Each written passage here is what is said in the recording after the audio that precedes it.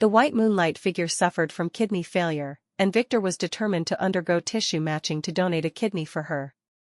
I secretly hid the matching results. I'm sorry, the tissue matching was unsuccessful. The white moonlight figure couldn't endure the torment of the illness and tragically took her own life.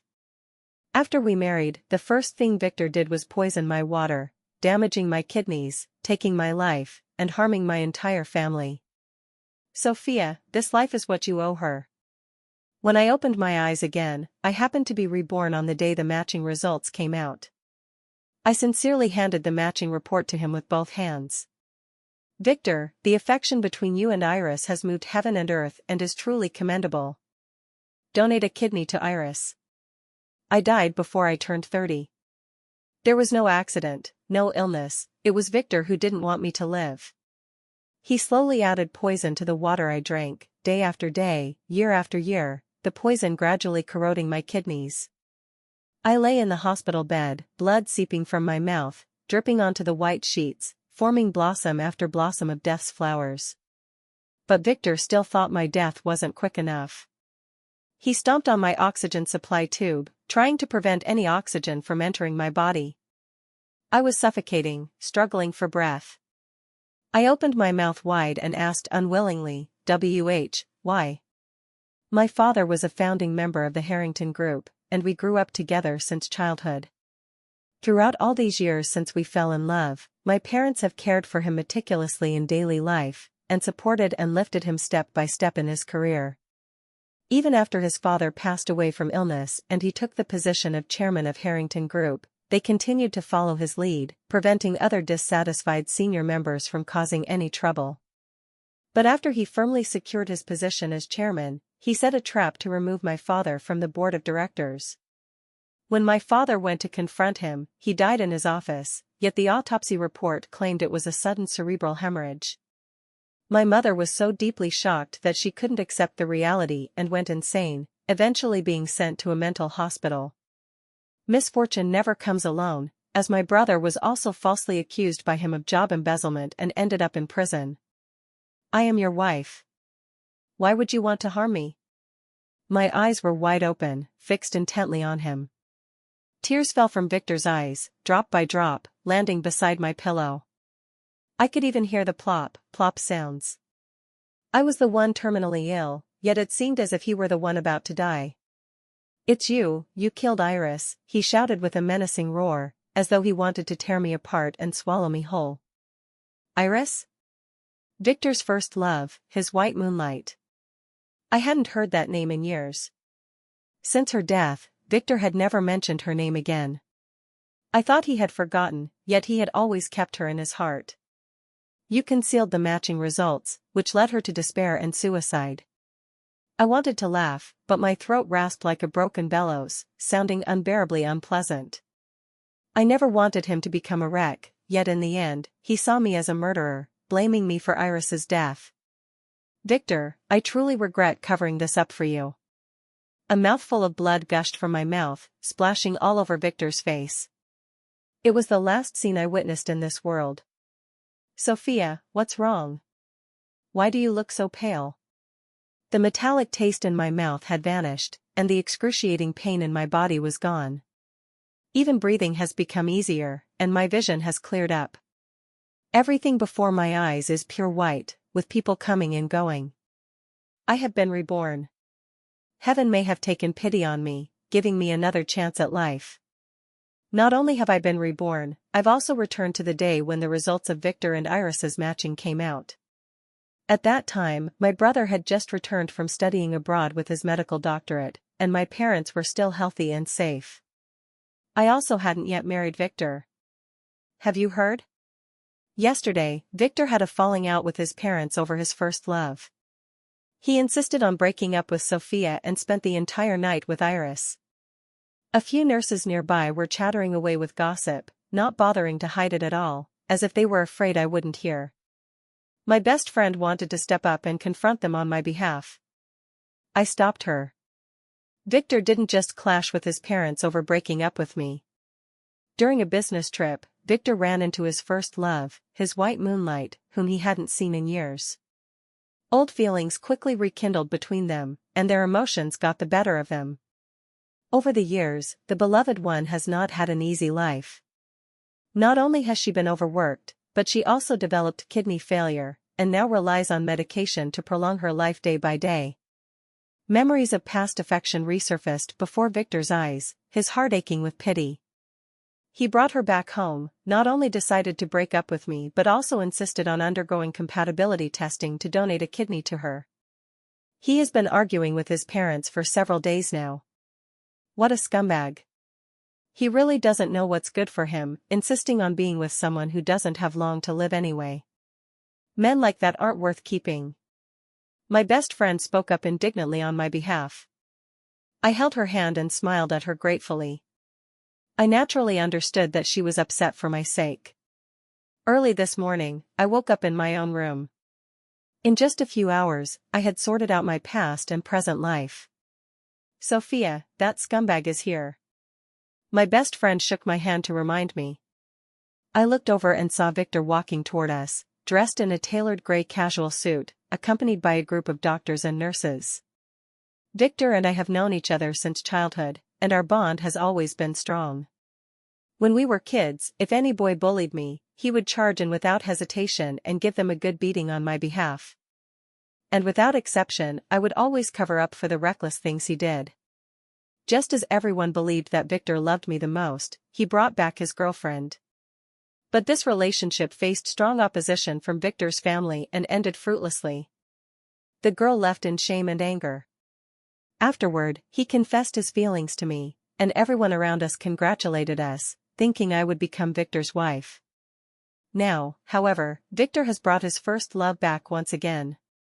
Because of her serious illness, Iris's face was pale, and she nestled weakly in Victor's arms. She was already a beauty, and this illness gave her an aura of a beautiful woman in sickness. Even I felt a bit of pity for her. Victor seemed to be in a good mood, completely devoid of the hostility he showed yesterday during the argument with his parents. He held Iris tightly in his arms, leaned close to her ear, and whispered something, making Iris purse her lips and chuckle softly, then pretend to hit him. When she turned around, Iris saw me, and the smile on her lips instantly froze. Her bright, starlit eyes revealed panic and unease. She walked toward me. What should have been just a couple of steps, she took extremely slowly. Before she even reached me, she suddenly collapsed to the ground. Iris? Victor rushed forward in a single stride, picking Iris up with heartache and holding her tightly in his arms. The scene from my previous life played out before my eyes once again. Victor and Iris's expressions, filled with genuine affection, remained unchanged down to the tiniest details, even a subtle raise of an eyebrow. Although Victor's affection for Iris tugged at my heart, I never harbored jealousy or resentment toward her. I didn't have to marry Victor, but because of the bond we shared since childhood, I still hoped for a healthy future for him. For Victor's sake, I tried my best to persuade him. Victor, I know you love her and feel guilty toward her, but you can't make up for it by sacrificing your own health. If you give her your kidney, your body will truly break down. Your parents would be utterly heartbroken. Right now, Iris's condition hasn't worsened to the point where a kidney transplant is absolutely necessary. Let's wait a little longer and search for a suitable kidney source again. No matter how much money it costs, it's fine. But my words didn't bring Victor to his senses. In utter desperation, I secretly hid the matching report and lied, saying, "I'm sorry, the matching wasn't successful." However, the consequence of doing this was that while I preserved Victor's health, I ended up causing the ruin of my own family. Thump. Just like in my previous life, she knelt straight down in front of me right there in public. However, this time I did not tenderly help her up again, but instead remained indifferent to her pleas, watching her next moves with cold eyes. "Sophia, so many people are watching." My best friend, worried that I would be criticized, quietly reminded me. I soothingly patted my best friend's hand, signaling her to stay calm. "Sophia, Victor and I are deeply in love with each other. Please, just let us be together. It's my fault. If you have any grievances, direct them at me, not Victor." Iris, get up quickly. You don't need to beg her like this. I'm the one who likes you, I'm the one who wants to break up with her. Both pity for Iris and anger at my coldness were reflected on Victor's face. For the first time, I had to admit that this face was truly unbearable to look at. Victor pulled Iris up with a firm hand. She lifted the hem of her trousers, and within just a few seconds, her knee had already turned blue and purple. Whispers and murmurs arose all around. This Sophia truly has a cold, hard heart. No wonder Victor doesn't like her. I turned a deaf ear, still staring indifferently at Iris's performance. Iris gritted her teeth and once again thumped to her knees in front of me. Tears welled up in a torrent. I was a bit tired and sat down on the nearby soft seat.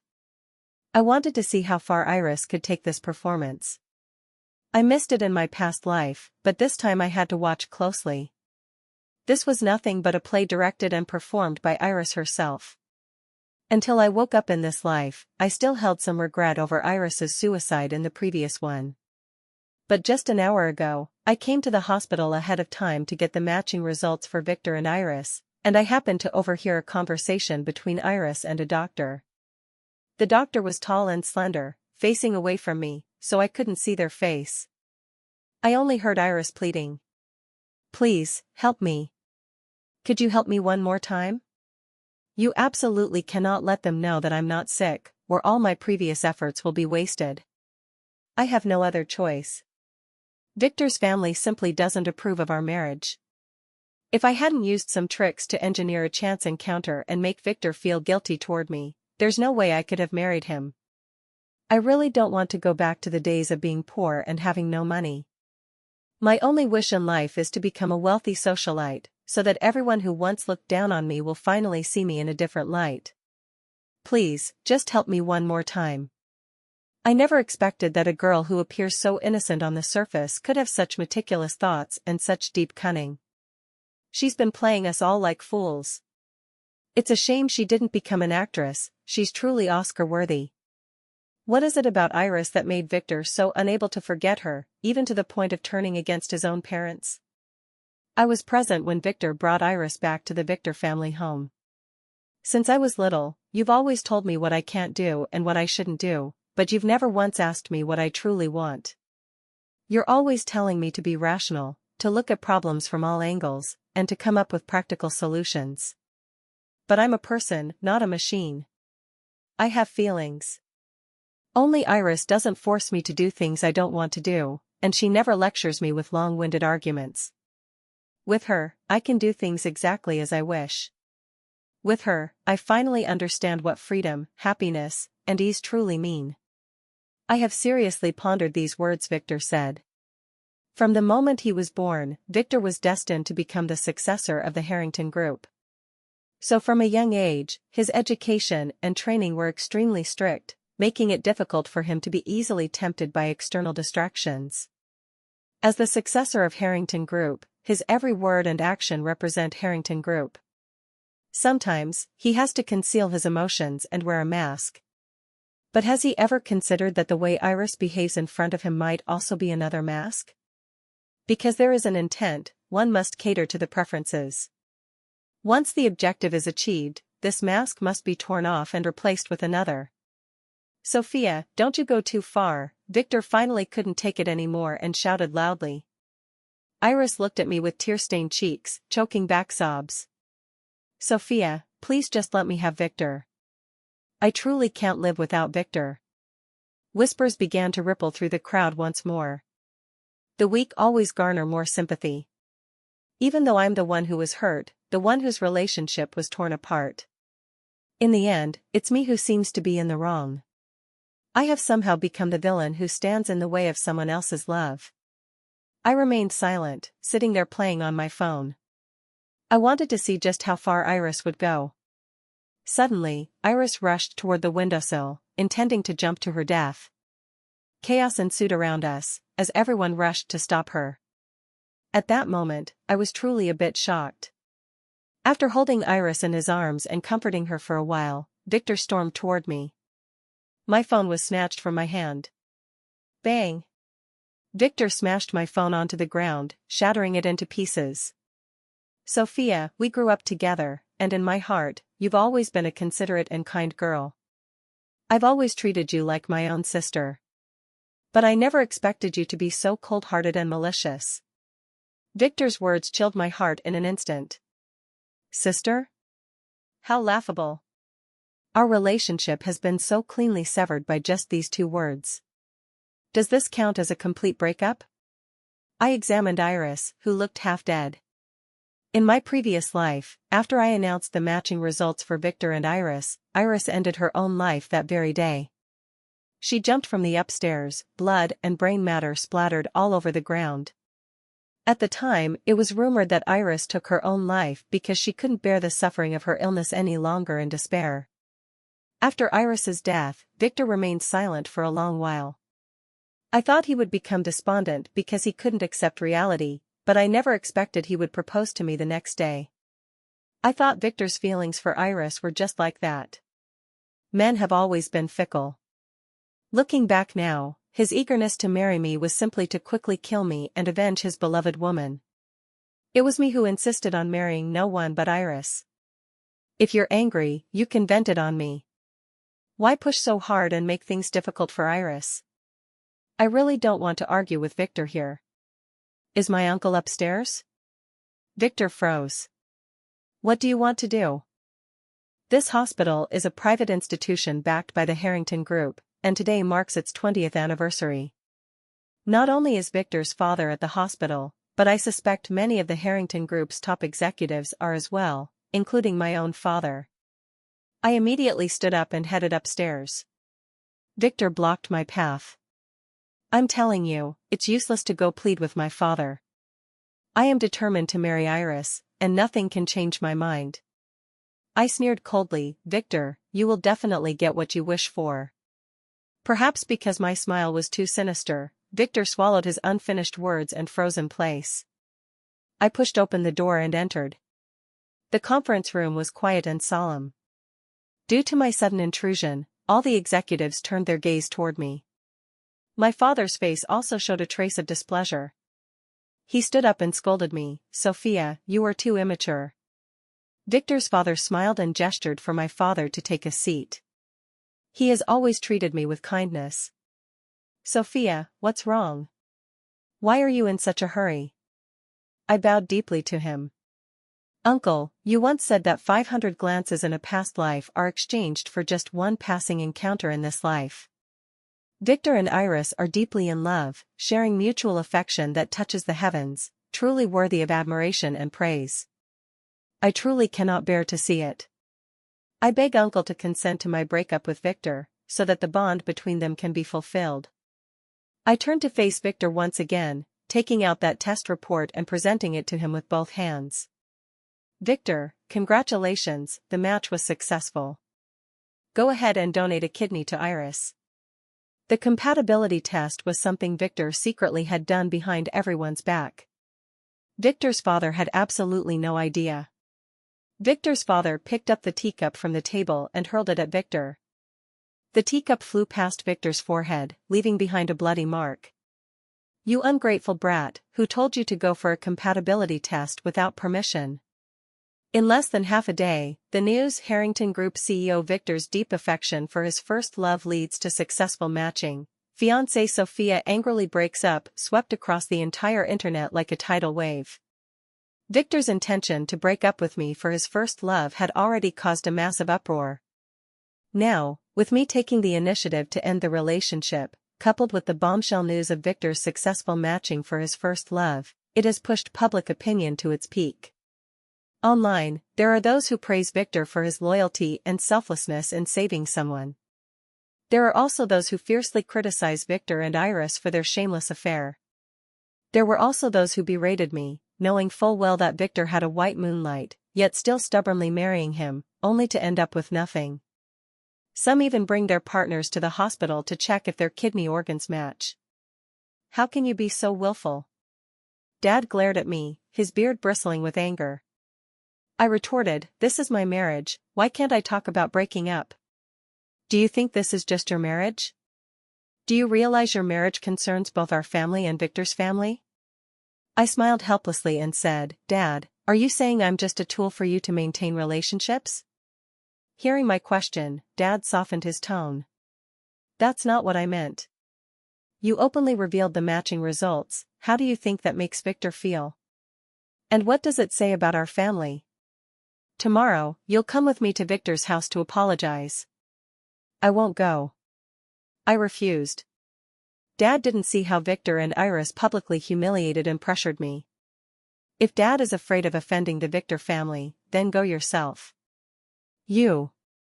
Dad pointed at me with his finger. I wonder who would dare marry someone as stubborn as you. I retorted stubbornly, there are certainly those who appreciate my personality. My father, infuriated, turned and walked away. Victor's phone call came through.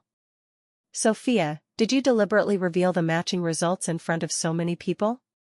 I sneered, Victor, haven't you always insisted on donating a kidney to Iris? You've finally gotten what you wanted. What a great thing. Why does your voice sound unhappy? Have you considered the consequences? What consequences? I only know that saving a life is better than building a 7-level pagoda. Victor, I'm helping you. Victor stopped speaking. The phone only carried the sound of his heavy breathing. The call was disconnected. I laughed coldly. Before the matching results were out, Victor could freely express his love for Iris, even willing to sacrifice his life and shed his blood for the woman he adored.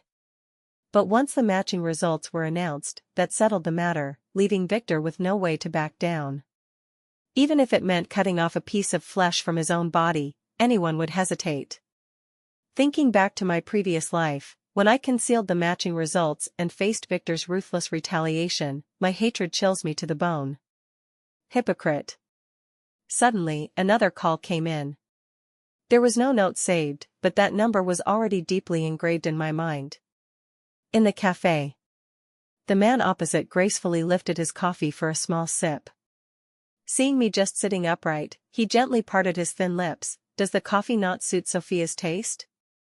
I shook my head. I am allergic to coffee. The man smiled apologetically. It was my mistake. I carefully studied the man sitting across from me. When the man smiled, there was a slight resemblance to Victor in his eyes and brows, but not much. Compared to Victor's flamboyance, the man seems more reserved and refined. I've also seen the news online. Sophia really is. He paused, as if searching for an appropriate word. Carefree. Julian is quite the free-spirited person too, otherwise he wouldn't have contacted me so quickly. At that moment, the waiter brought over a dessert. Bitter melon milk pudding. I ordered this especially for Julian. Try it quickly. Is there any special reason behind it? First bitterness, then sweetness, after hardship comes happiness. The man chuckled softly, extending his palm toward me. Allow me to introduce myself formally. My name is Julian. I grasped that slender, well-defined hand in return. Sophia. Everyone knows that Victor's father and his wife share a deep bond as a model couple, yet few are aware that Victor's father is actually in his second marriage. Victor's father's first wife accompanied him from humble beginnings, managing household affairs for him. However, as soon as his father's Harrington Group started making a little money, he grew tired of his faithful wife and became infatuated with his new and beautiful secretary, Victor's mother. His first wife, strong-willed, ended her life by hanging herself in Victor's father's office with a length of white cloth, leaving behind Julian, who was only 6 years old at the time. Later, Victor's father married his female secretary, and under the guise of being deeply guilty at the sight of his eldest son reminding him of his late wife, he exiled Julian abroad. This was also secretly revealed to me by my mother. It's a permanently sealed secret of the Harrington Group. No one knows about it except for the founding members. I remember in my previous life, after returning to the country, Julian started his own company from scratch. He built it into a thriving enterprise, repeatedly making it onto the list of the wealthiest individuals. If he were to inherit Harrington Group, perhaps he could propel Harrington Group to another peak. Within a few days, the public opinion on the internet was suppressed by the Harrington Group's public relations team, which is known as the strongest PR team on the surface. The online spectators also believe that, despite the quarrels, Victor and I are unlikely to break up. The decades of friendship and interests between the Victor family and mine cannot be severed over a small matter of a first love. Even the matter of donating a kidney quietly faded away without any further movement. One refuses to undergo surgery to donate, and the other dares not go through surgery to receive it. What a good show indeed. But wouldn't it be a shame for such a good show not to continue? Harrington Group owns a media company primarily responsible for producing short videos and short dramas. Compared to other companies, this company is too small in scale. Although it falls under Victor's responsibility, he rarely pays much attention to it, and Victor's father wouldn't even give it a second thought. So, even the appointment of a new head for this company was hastily approved by Victor. In just a few days, a batch of short dramas suddenly appeared online. A devoted boyfriend, deeply concerned about his ailing first love, insists on breaking up with his childhood sweetheart to marry his first love. Unwavering through life and death, the story is deeply moving. Devoted boyfriends donating kidneys, livers, and lungs for their first loves are endless, in all shapes and forms. The promotions are everywhere, sweeping across major popular websites. One comment even writes, "If it weren't for you in this life, why worry about black hair matching white clothes? If I had such a boyfriend, my life would be without regret." Produced by the Harrington Group, coinciding with the episode where Victor recently broke up with me to donate a kidney for his first love. No one would doubt the authenticity, only thinking that Victor deliberately pushed the public opinion to force his parents to compromise. Paparazzi even captured Victor taking his beloved on a vacation abroad. The two stayed in a villa overseas for 3 days and nights without leaving once, essentially confirming the matter. This pushed Victor's family into a corner. My father came back and told me that Victor's father was completely disappointed in this son. My father sighed and said, "Sophia, if you want to break up, just break up. I don't want a son-in-law who doesn't know his place and lacks common sense." Secretly pleased, I immediately sent a message to Julian, "It's your turn to step into the spotlight." The news that Harrington Group CEO, Victor, had officially broken up with his childhood sweetheart, Sophia, sparked another wave of discussion online. The plot was full of twists and turns, and the onlookers were thoroughly entertained. Many people were waiting to see me become a laughingstock, even calling me a discarded wife. There were also many speculating that my family and Victor's had been friends for decades, and my family held the second largest stake in Harrington Group, just after Victor's father. Could this incident lead to a feud between our two families? Just as everyone was speculating about how things would unfold, the appearance of one person shattered the situation. It was said that the eldest son of the Victor family, who had moved abroad years ago, had returned and would soon land at the airport. The news sent shockwaves through everyone. It turns out that Victor's family had an older son. It turns out Victor wasn't an only child. Paparazzi caught wind of the situation and flocked to the airport, ready to capture the exclusive shots. The internet was flooded with photos and videos of Julian's return to the country. In the image, Julian sports a wolf cut, wears frameless glasses, with cheeks like peach blossoms and lips red and teeth white. He resembles a noble prince who stepped out of a painting. Clad in a black suit, he walks with an upright and steady posture, exuding the demeanor of an elite professional. Even my father, who always places great importance on grandeur and appearance, couldn't help but admire this child left in such a wretched and desolate state back then. After more than 20 years, he has grown into someone so remarkable. Indeed, he is far more pleasing to the eye than that dull and foolish Victor. I secretly sent Julian a message, "Why dress so ostentatiously? Didn't you say your dad values looks?" "Of course, it's to make you proud." I didn't reply to him. After all these years apart, Victor's father seems to have forgotten he even has this son. I was speechless when I saw him. The older one gets, the more nostalgic they become. Victor's father felt increasingly guilty about this suddenly appearing son. "Dad, I heard that younger brother broke up with Sophia." To be honest, I once saw Sophia abroad and fell in love at first sight, but when I found out she was younger brother's girlfriend, I never dared to express my feelings, keeping them hidden deep in my heart. Now that younger brother and Sophia have broken up, I no longer need to hide it. That evening, our family of 3 dined with Julian and his father. The exchange of glances between Julian and me confirmed that our relationship was settled. The first step had gone smoothly and successfully. The heavy stone in my heart finally felt lifted. Just as we had returned home that night, Victor showed up at our doorstep. I told the aunt to close the main gate tightly, turned off the street light at the entrance, and laid sticky traps all over the doorway. When night fell, with his poor eyesight, Victor stepped right onto one of the sticky traps. He yelled at the door, "Sophia, have you no shame? Taking care of the younger brother and then the older one too, aren't you disgusted? Aren't you afraid of being mocked by others? I'm telling you, Julian has nothing, he's just a poor wretch. You'll regret it." I opened the door and doused him with a basin of dog-bathing water. "Victor, you learned that level of shrewish scolding from your mother, didn't you? Whether Julian has anything or not is for your father to decide. Instead of throwing a tantrum here, you'd be better off hurrying home to soothe your dad. Just relying on your mother being past her prime probably won't fool anyone." According to my mom, back when Victor's mother was playing the homewrecker and trying to push his wife out, she used to curse Julian's mother in the courtyard, calling her past her prime. Now it's up to me, as the future daughter-in-law, to return the favor. Back in the house, I angrily threw the basin. Julian messaged, "Have you really already served Victor?" Me? I rushed to the balcony and looked down from the second floor. Victor had already left, but a car was still parked not far away, with its headlights on. Does this guy have some kind of virginity complex? I shuddered all over. Did you hear everything? Yeah. What do you want? To terminate the contract? Not exactly. Then what do you mean by asking that? Are you a virgin?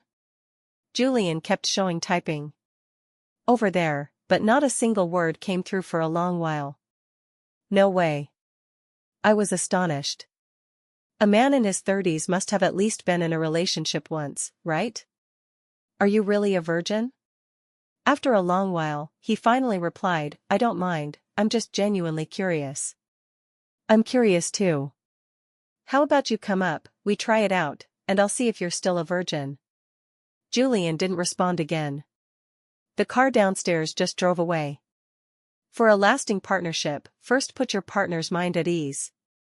I thought about it and finally sent Julian a message, "Don't listen to Victor's nonsense, we haven't gotten to that point yet." Julian quickly replied with a message, Still as cute as a little bear. Quietly passionate. Harrington Group plans to expand into international markets. Victor volunteered to lead the initial venture. He also brought Iris along, saying that international medical conditions are better and would help with Iris's condition. But within 2 months, he returned in utter defeat. In his previous life, the reason for his success was entirely due to my father guiding him and relying on the help of my brother's overseas classmates. In this life, my father and my brother naturally had no interest in paying him any mind.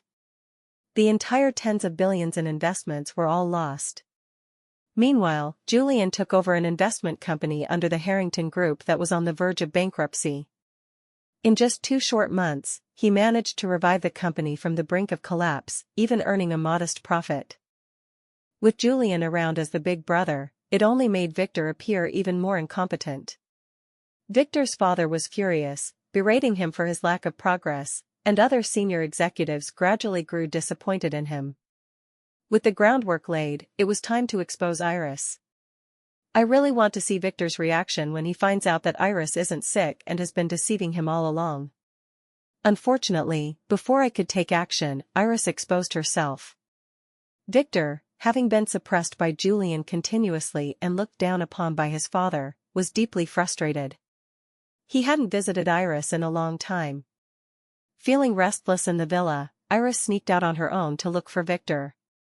Victor was already agitated, and having Iris chattering away beside him didn't help, Can you please be quiet? This is my workplace, not a place for you to chat. What are you even doing here? Iris's almond-shaped eyes were teary and sorrowful, looking utterly pitiful. It's my fault I don't have the means, no well-off family to support you. I've made your father look down on you because of me. It's all my fault. I'll leave then, so I won't hold you back anymore. Saying that, she ran out. Victor irritably slammed the documents on the table and chased after her. Iris. Of course, the act must be performed in full. The elevator hadn't come up for a while, so to make Victor chase her, Iris took the stairs. Who would have thought some oblivious employee, hastily running down the stairs with a stack of documents, would bump right into Iris as she waited at the stairwell for Victor to catch up, sending her tumbling down. Ah! Iris tumbled down the stairs, hit her head against the wall, and fell unconscious. An ambulance rushed Iris directly to the nearest public hospital. Doctor, she has kidney failure, Victor anxiously explained to the doctor. After a thorough examination, the doctor said, she has no kidney disease. Legend has it that at that moment, Victor's face turned as purple as an eggplant. When Iris woke up, she knelt before Victor again, pleading the hardships she had endured over the years and her unwillingness to leave him, explaining that she had been forced to take such extreme measures. No one knows how they communicated afterward, but Iris was eventually driven out of the villa.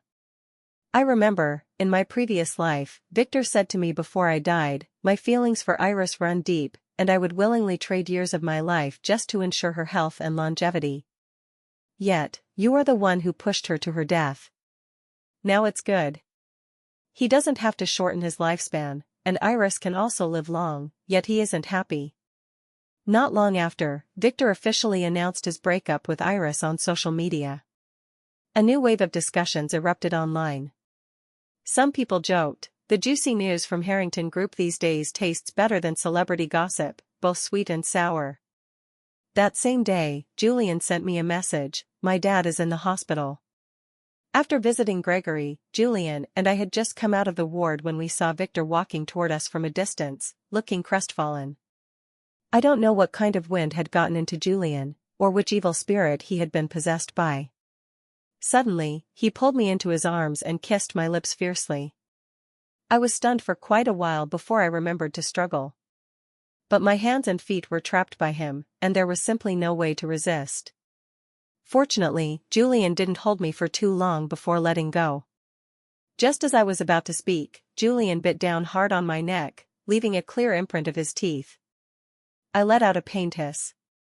Victor pointed at me, shocked and heartbroken. Sophia, you two are shameless. Julian replied with a smile, she is my fiancée. How could that be a shame? When you were still with Sophia, you were already getting involved with other women. How do you explain that? Victor was called out directly, his face turning red, and he stuttered, unable to respond. Also, let me remind you, Victor. From now on, you don't call her Sophia. You should call her sister-in-law. Also, don't keep fantasizing about your sister-in-law. It makes me cringe. After saying that, Julian pulled me away. I looked back at Victor, who stood with his head bowed by the hospital door, looking like a child full of remorse for his mistakes. Feeling sorry for him? Julian's voice turned slightly cold. Not at all. I just didn't expect someone as inexperienced as you to be so good at it. I can do more than just talk with my mouth. I don't want to speak anymore. In my previous life, Gregory fell ill 2 years after Victor and I got married. He passed away from a sudden cerebral infarction during his illness, without having time to make a will. After Gregory's passing, Victor's mother voluntarily gave up her inheritance rights, allowing Victor to inherit everything. At that time, Julian might have still harbored resentment toward his father and did not come forward to contest the inheritance. With the additional support of my father, Victor naturally assumed the position of chairman. In this life, perhaps due to Victor's constant agitation, Gregory's illness seems to have come earlier. If anything happens to Gregory, it would be Victor, his mother, and Julian who inherit the family assets. Victor's mother and Victor each already hold 10% of the shares, Gregory holds 40% of the shares. If Gregory has not left a will, in addition to the 20% of shares that Victor's mother is supposed to divide equally, the remaining 20% will be inherited by the three of them. In that case, the shares held by Victor and his mother would exceed half, which is unfavorable for Julian. Julian had long planted spies around Victor. Victor and his mother had already begun to make their moves. Not only did they try to win over the veteran figures within the group, but even Victor's mother stayed by Gregory's side at all times under the pretense of being his wife. It wasn't impossible for them to forge a will or secretly transfer shares while Gregory was unconscious. It seemed wise to plan ahead. I just never expected that Iris would actually come looking for me. Thud. She kneeled in front of me once again. Does Iris really like kneeling so much? I honestly don't even want to look at her. Sophia, I'm begging you, can you please help me? I really don't want to lose Victor. As long as you can help me, I'm willing to do anything, even serve as your slave. Pfft. I couldn't help but laugh out loud. I think Iris has come to the wrong person. I have no connection with Victor now, and whatever he does is none of my concern. Iris still refused to give up. Sophia, I know Victor listens to you the most. If you try to persuade him, he'll definitely listen. That statement sounds truly ironic. If Victor had truly listened to me, there wouldn't have been my rebirth in this lifetime. I stood up and advised her earnestly, Iris, it would be better for you to be more realistic. Don't place too much hope in feelings. Just as I was about to leave, Iris grabbed my leg and tearfully pleaded, Sophia, please help me. I really can't lose Victor. I was getting irritated and stopped being polite with her. Do you not want to lose Victor, or do you not want to lose the chance to be a wealthy heiress? I ruthlessly revealed Iris's true thoughts, and she looked embarrassed. I pushed her away. Please leave, Iris. I can't help you. Nor will I ever help you. Not holding the grudges from my past life against her is already the greatest kindness I can offer. Iris was so ashamed and angry that she stood up and snapped, Sophia, who do you think you are? If you weren't the daughter of the major shareholder, do you think Victor would even spare you a second glance? All you know is how to be born into the right family. What's so great about that?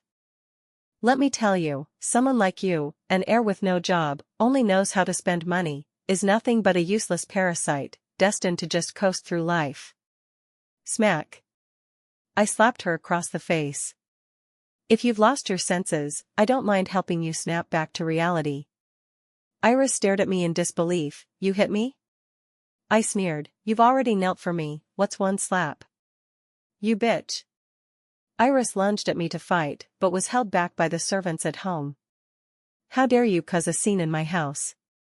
I waved my hand and had her thrown out. Iris was still struggling. Sophia, a parasite like you will eventually suffer the consequences of your actions. The scolding from outside gradually stopped. With a sense of bad luck, I took out my phone to call Julian and discuss our next move. In that fleeting moment, a terrifying thought suddenly crossed my mind. Could it be that someone wants to frame me by killing Iris? In my previous life, after I announced the matching results, Iris jumped from the building and died. Iris died right after I announced the results. This way, everyone will think that Iris couldn't accept the truth and committed suicide, that I drove her to her death. Even Victor thinks so. Such a malicious scheme. After Iris left my place this time, would she also be killed and the blame shifted onto me? And then it would be said that she committed suicide because I humiliated her. At that thought, I immediately stood up. Just as I stepped out the door, I ran into Victor, who was about to knock. Sophia, you finally agreed to see me? Victor couldn't help but smile with delight. I really didn't have time to deal with him at the moment, so I pushed him aside. He chased after me and blocked my way. Where are you going? I replied impatiently, Victor, I'm now your sister-in-law. Where I go is none of your concern. I'm warning you, if you keep bothering me, I'll make you regret it. Victor continued to block my way. What sister-in-law? I don't acknowledge her. Sophia, I was wrong. I really know I was wrong this time. Iris deceived me. It was her who feigned illness to earn my sympathy and pity. I've already broken up with her now, so please forgive me. After all, we grew up together. Does our over 20 years of friendship mean nothing compared to your few months with Julian? If I take Victor along, he might actually be of some help. This time, we have to catch that murderer. I really want to see who it is. Get in the car, come with me. Stop. By the time Victor and I rushed to the rooftop of the hospital, Iris was already halfway out, almost pushed over the edge. The man with his back to me slowly straightened up upon hearing my voice. Then he turned around. It's you? Liam gave me a sinister smile. Sophia, we meet again? Liam used to be a classmate of my brother. However, he has a poor character, not only harassing female classmates but even taking nude photos of them and selling them everywhere. I went to my brother's place to play for a few days and happened to witness him sexually harassing a fellow student. I testified in court without hesitation, and in the end, he was expelled from the school and repatriated. But how could he be here? Iris said he is her attending physician, who has been following her condition for a long time, and she does not want to change doctors. So, I transferred him to this hospital to be Iris's attending physician, Victor explained beside me. No wonder no one discovered Iris was faking her illness for so long. Turns out I'm reaping what I sowed. Iris's eyes lit up at the sight of Victor, and she shouted, "Help, help! Victor, please save me!" But the look of disgust on Victor's face made it seem as if he wished she would die sooner. Liam, are you going to silence me just for revenge? Liam sneered coldly, Sophia, I'm helping you. This bitch ruined your relationship, doesn't she deserve to die? Just a little push and she'll fall to her death. At worst, you'll only face some condemnation. Liam, if Iris dies, you'll also face the death penalty. Is it worth it? Liam suddenly grew frantic, his eyes turning bloodshot as if possessed. It's worth it, of course it is. Do you know how much effort I put in to study abroad? People like you, born with everything, could never understand our suffering. It was you ruined everything for me. As long as I can make you miserable, it's worth it even if I die. He indeed made it happen. In my previous life, my death was utterly miserable. With his excessive movement, Iris was pushed further and further down, screaming in terror. Liam, the police are coming soon. You still have a chance if you stop now. As soon as the words were spoken, the sound of police sirens came from downstairs. Irritated, Liam picked up Iris by her legs and was about to throw her down. I rushed forward without a second thought. Iris was pushed off the building, and a dagger came stabbing toward me. I can't remember how chaotic the scene was at the time, only that Victor's face was covered in blood, much like the blood I had sprayed on his face in my previous life. In the intensive care unit, Victor lay weak in the hospital bed, connected to medical monitoring devices all over his body, just like me in my previous life. Hearing the voice, he slowly opened his eyes. Sophia! He called out to me. I walked over, and the moment our eyes met, I was startled. The once unruly gaze now carried a weight of years, and I knew he had returned as well. I finally see you again, do you hate me so much? His voice was weak and powerless. I remained silent. Only now do I realize how foolish and how much of a failure I truly am. Being played around and losing such a wonderful woman like you. Can you still forgive me? I shook my head. Victor, do you know what I hated most about you in my last life? What? During 5 years of marriage, I miscarried 5 times, and my health deteriorated with each one. Every time I saw how happy you were playing with other people's children, I felt a deep sense of guilt. It wasn't until the very end that I found out the person who killed our children was actually you. You were the one who poisoned my water day and night. Suddenly, his eyes widened, and he began to gasp for breath in large gulps. I stepped on that oxygen tube just as firmly as he had done to me in the previous life. Victor, whether in this life or the last, what's gone is truly gone. Grudges and grievances fade away the moment life passes. He opened his mouth wide and struggled to say, "Sophia, since fate has brought me back too, if I can survive, will you and I still have a chance?" I shook my head. "Victor, you won't make it." The knife had pierced his kidney, and the doctors were powerless to save him. "The only reason I had you come back is because the debt of life between us hasn't been settled yet." I glanced at the screen of the medical equipment. "It's time for you to return this life to me." Victor died on the anniversary of my death in a past life. The alarm in the intensive care unit blared long and sharp, and by the time the doctors rushed in to perform resuscitation, I had already turned and walked away. The sunlight at the end of the corridor was blinding, yet I felt an unprecedented sense of relief. I stomped on that oxygen tube harder than he had ever stomped on me. Gregory also passed away 3 days later. On the day the will was made public, Victor's mother collapsed on the spot. She had expected the 40% shares to be split evenly between mother and son, but the document made no mention of her or her deceased son, only Julian's name was written there. She caused a scene at the notary office, screaming it's fake.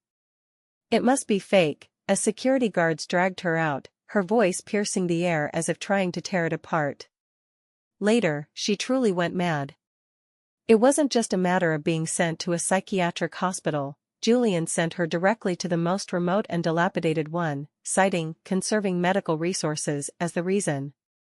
It is said she would curse at the wall in her ward every day, shouting, "Sophia, you bitch," until nurses corrected her behavior with electric shock therapy. She never left that place again. Iris wasn't dead, but she was worse off than dead. She fell from the rooftop, broke her spine, and was left completely paralyzed from the waist down. Liam was subdued on the spot.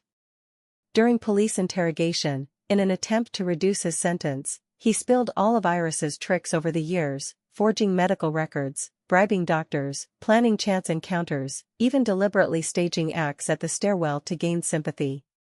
The chain of evidence was so complete that even the prosecutors couldn't find fault with it. I attended the trial that day. Iris sat in her wheelchair, her hair a tangled mess like a clump of dried straw, her once beautiful, delicate face now sallow and swollen. When she saw me enter, her eyes first flashed with fear, then welled up with hatred. She tried to shout at me, but her voice, weakened from long-term bed rest, came out as nothing more than a few hoarse, raspy whispers. The judge pronounced the verdict: fraud, forging official documents, attempted insurance fraud, combined into one sentence, 15 years in prison. She broke down on the spot, wetting herself. The courtroom filled with the pungent smell, and someone in the gallery snickered. The flashbulbs kept flashing, and the next day, every headline read, "Noble family's white moonlight deceived into marriage and kidney fraud, ends with 15 years of iron bars." After the trial, a reporter asked for my thoughts. I smiled and said only, the noble life she always wanted, she finally got, just the kind you find in prison. Liam was sentenced to life imprisonment. He wrote a letter from prison begging for forgiveness, saying he regretted it and just wanted to make me suffer. I had the letter burned exactly as it arrived, then scattered its ashes down the drain.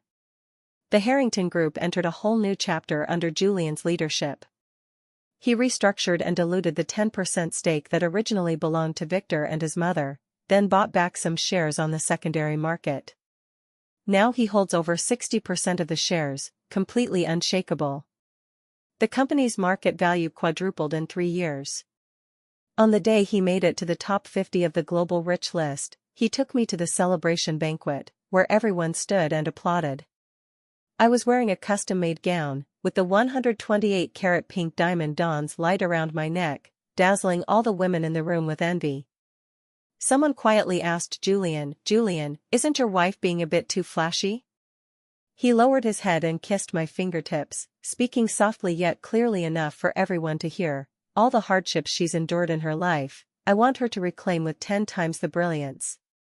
On the way home, I leaned against his shoulder and whispered, "Aren't you afraid I'll take advantage of your kindness?" He chuckled, his voice low and seductive. "Afraid of what?" "If you want the moon from the sky, I'll pluck it down for you." Later, we had another little daughter. The 3 children run and play around us, and the yard is filled with the white roses I love. In the summer, Julian would personally grill for us, while I hold our youngest daughter and watch him work from the swing. The setting sun stretches his shadow long, like a forever reliable mountain. Occasionally, I still think about the spatters of blood on the sheets from those flowers of death in my past life. But now, when I look up, I see the yard full of blooming roses, like snow, and like light. Those who once made me suffer have turned to dust, scattered by the wind. And I, at last, have become the person I most wanted to be. For the long days that remain, I wish only to share the simple joys of life with you, to witness all its splendor, and never again bow my head.